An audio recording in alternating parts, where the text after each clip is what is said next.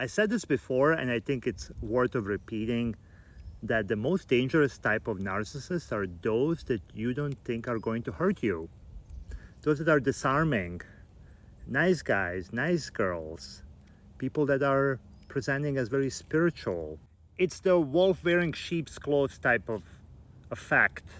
And to the outside world, these people sometimes look people like they can hurt no one. They can hurt a fly even. And meanwhile, behind the closed door, you're having horrible experiences. And that itself can be gaslighting.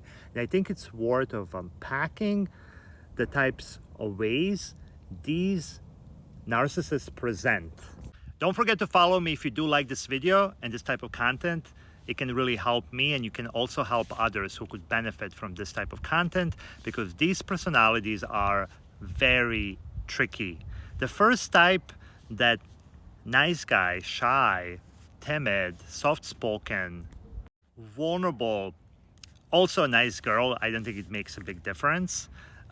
It's important to know that you're going to meet tons of people like that, of course, that are not a narcissist. But how do you discern? And this is where knowing yourself really well comes extremely important, because it will help you discern, and discernment helps you protect yourself, because these types will come with some sort of hook for you. They're going to tell you the sad stories.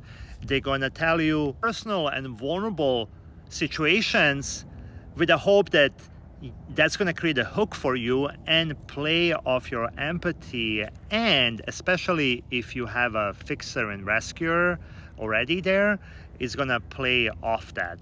The other thing that will come up there is that empathy is a one-way street there. So if you actually need something from them, they're not going to be there for you. They're hoping to get you hooked through the sad stories so that you're rescuing them. And they're also playing off you not doing that. You may feel guilty.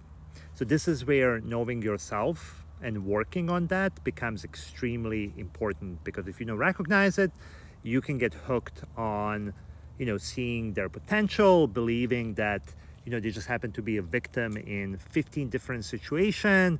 If they just had this, if they just had that, and believing that you can actually help them with that, and that somehow that's your role. And it's really not.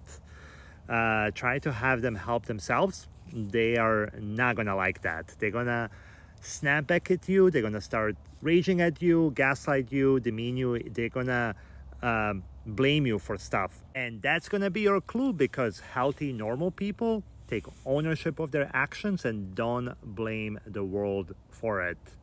Second type is the spiritual type that always talks about energy and the cosmic containers and, a lot of things that seem like, how can a spiritual person do something wrong?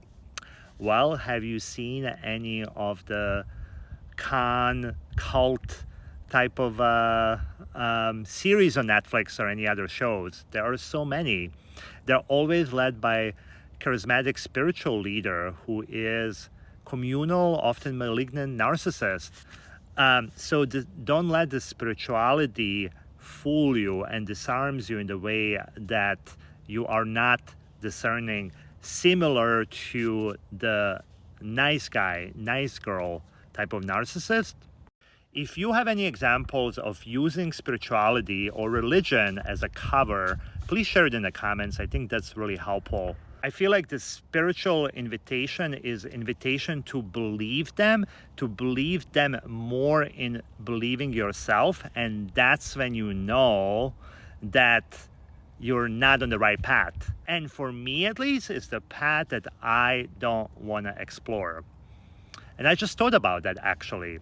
It's narcissists do a really good job in making you believe in them and making you forget about yourself, because they want you to join them in their fantasy world. And at times that spiritual cover is just a cover for that. Divine presence that can be invitation for something that it's going to be really harmful for you. The third one is intellectual, hyper-rational types that hide between facts and data and gaslights you with hyper-rationalizing emotions, calling you irrational because you have emotions which, again, they'll bait for and cause you to react, and them hiding behind the intellectual cover. What's important to remember with all of the narcissists that it's always a double standard type of situations. They will use things with you that if you try to use things back with them, they will snap back. So if you all of a sudden are hyper rational and intellectualizing all the arguments, they're not gonna like that, and they're gonna start gaslighting you. They're gonna start raging at you. Same for the other types. And I don't care how much they make themselves sound like they're smart, but if being right is more important than understanding how you feel, that's probably not the healthy person for you. If you've been someone that experienced a lot of narcissistic abuse, then why would you want to find out more once you know that? The other thing I want to mention here that I found the common pattern too. If you've been with a obnoxious, grandiose type of narcissist and you've been discarded and had, horrible experience there, sometimes tendency of people are to go for opposite, and then they end up with a covert narcissist because they present differently. This is where healing and working on yourself becomes extremely important. And again, I'm a coach, so if you're someone that's looking for help in navigating these type of relationships, reach out to me.